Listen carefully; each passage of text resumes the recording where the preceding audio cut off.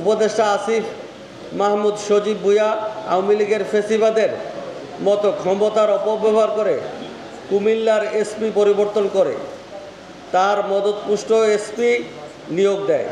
নতুন এসপি এসেই মুরাদনগর ও বাঙ্গরা বাজার থানার ওসি পরিবর্তন করে। মুরাদনগরের বর্তমান ওসি ঢাকার ডিবিতে কর্মরত ছিলেন এবং বিএনপি নেতাকর্মীদের নির্যাতন করেছেন। তিনি সবসময় সাবেক ডিবি প্রধান হারুনের প্রশংসা করেন।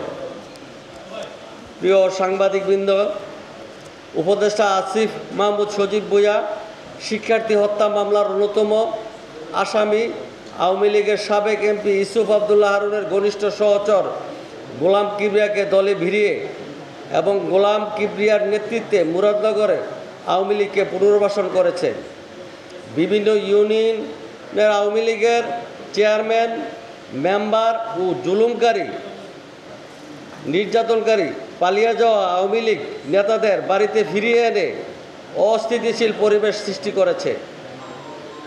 তারই ধারাবাহিকতায় গেলে পবিত্র রমজান মাসের শুরুর দিকে শ্রীগাইল ইউনিয়নের যুবলীগের সভাপতি আনোয়ার ডাকাতকে এনসিপির ব্যানারে সজ্জিত গাড়ি দিয়ে উপদেষ্টার লোকজন এলাকায় নিয়ে আসে। তবে আনোয়ার ডাকাত যে সকল সাধারণ মানুষ থেকে আওয়ামী লীগের আমলে জোর করে চাঁদা নিয়েছিলেন তাদের বাধার মুখে পড়ে। ওই ঘটনায় বিএনপি নেতাদের বাড়িঘর ভাঙচুর করে আর পুলিশ আনোয়ার ডাকাতের ভাইয়ের মামলায় বিএনপি নেতাকর্মীদের গ্রেফতার করে। আওয়ামী লীগের আমলে নির্যাতনকারী যুবলীগ নেতার ভাইয়ের মামলায় বিএনপি নেতাকর্মীরা এখন কারাগারে। সুপ্রিয় সাংবাদিক ভাই ও বোনেরা, এর মাঝে গত 24শে মার্চ 2025 ইংরাজি তারিখে মুরাদনগর কোম্পানিগঞ্জ সিএনজি স্ট্যান্ডে উপদেষ্টা আসিফ মাহমুদ সজীব ভুঁইয়ার চাচাতো ভাই ওবায়দুল্লাহর সিরিয়াল বাহিরে গিয়ে সিএনজি নিতে চাইলে সেখানে কর্মরত কেরানি এবং সিএনজি চালকরা বাধা দেয়। এতে ক্ষিপ্ত হয়ে সদর ইউনিয়নে নিষিদ্ধ সংগঠনের সেক্রেটারি, ছাত্রলীগ সেক্রেটারি সজীব সহ একদল তরুণদের ডেকে এনে সিএনজি চালকদের মারধর করে এবং পুলিশ ডেকে এনে চাঁদাবাজ আখ্যা দিয়ে থানায় নিয়ে যায় উপদেষ্টার চাচাতো ভাই। অন্যদিকে আটক শ্রমিকের মুক্তির দাবিতে সিএনজি চালকরা মিছিল করে আর সেই কথিত সমন্বয়করা ছাত্রলীগের পদধারী নেতা থানার ওসির উপস্থিতিতে ওসির রুমের সামনে দাঁড়িয়ে হ্যান্ড মাইক হাতে হত্যার হুমকি দেয়, যার ভিডিও সামাজিক যোগাযোগ মাধ্যম ফেসবুক, ইউটিউবে ভাইরাল। এ ঘটনায় ওসি তার বিরুদ্ধে ব্যবস্থা না নিয়ে উল্টো চলমান সমস্যার সমাধান করতে থানায় সালিসিতে অংশ নেয়া বিএনপি নেতাকর্মীদের বিরুদ্ধে মামলা দেয়। শুধু তাই নয়, এ পর্যন্ত 7 জনকে গ্রেফতার করেছে। আটককৃত নেতাদের জামিন আবেদন বিএনপির আইনজীবীরা কোর্টে দাঁড়ালে জামিনের বিরোধিতা করে বাদীর উপদেষ্টা আসিফ মাহমুদ সজীব ভুঁইয়ার চাচাতো ভাই ও পুলিশের পক্ষে জেলা আওয়ামী লীগের আইন বিষয়ক সম্পাদক, আওয়ামী লীগের সাবেক vice chairman advocate Abul Kalam Azad তমাল ও জেলা আওয়ামী লীগের নেতা অ্যাডভোকেট তানভীর রেজা ফয়সাল। সে বিএনপি নেতাকর্মীদেরকে পরিকল্পিতভাবে হয়রানি করা হচ্ছে।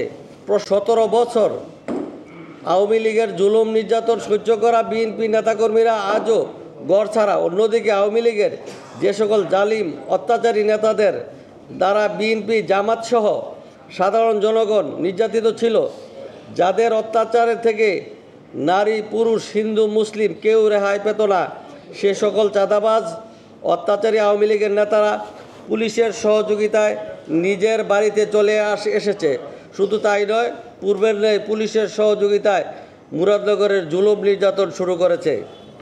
উপদেষ্টার লোকজন সংখ্যায় খুবই নগণ্য হলেও এখন পুলিশ ও আইনশৃঙ্খলা বাহিনী তাদের প্রধান ভরসা।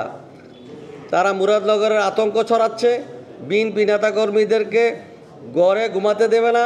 তিনি 3 মন্ত্রণালয়ের উপদেষ্টা আসিফ মুরাদনগরে যা ইচ্ছে তাই করবে, প্রশাসন তার কথা মতো কাজ করবে এবং বাস্তবেও তাই দেখা যাচ্ছে। গোয়েন্দা সংস্থার কাছে অনুরোধ, আপনারা মুরাদনগর আসুন, নিরপেক্ষ তদন্ত করুন, আইন আনুগ ব্যবস্থা গ্রহণ করুন।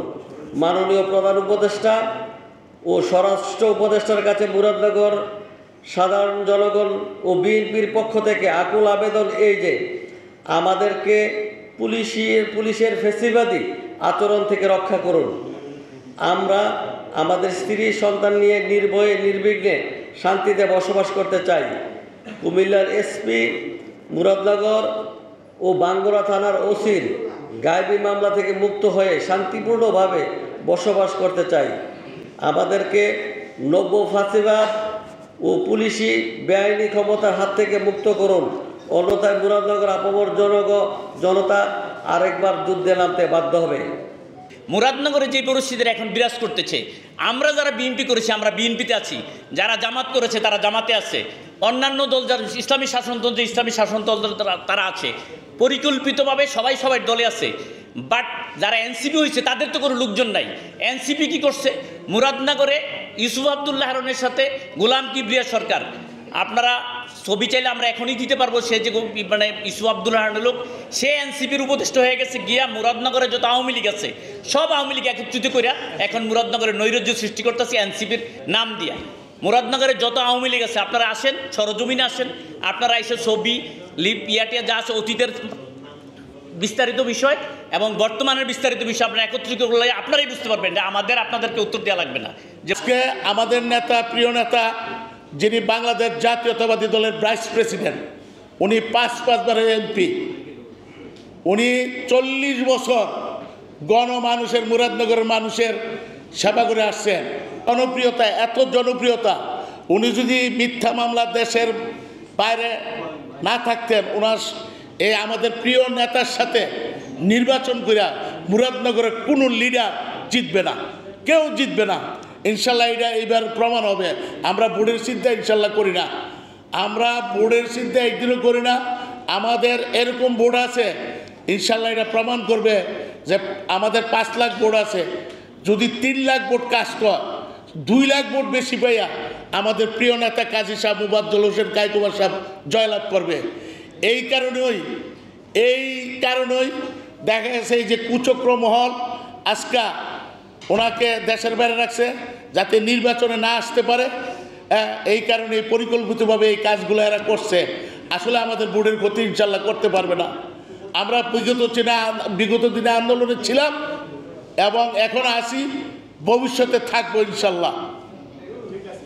2024 সালের 5ই আগস্ট শেখ হাসিনা ও আওয়ামী লীগ সরকারের পতনের পর বৈষম্য বিরোধী আন্দোলনের অন্যতম সমন্বয়ক আসিফ মাহমুদ সজীব ভুঁইয়ার অন্তর্বর্তী সরকারের উপদেষ্টা হওয়ার পর বৈষম্য বিরোধী আন্দোলনের কমিটি গঠন করা হয়।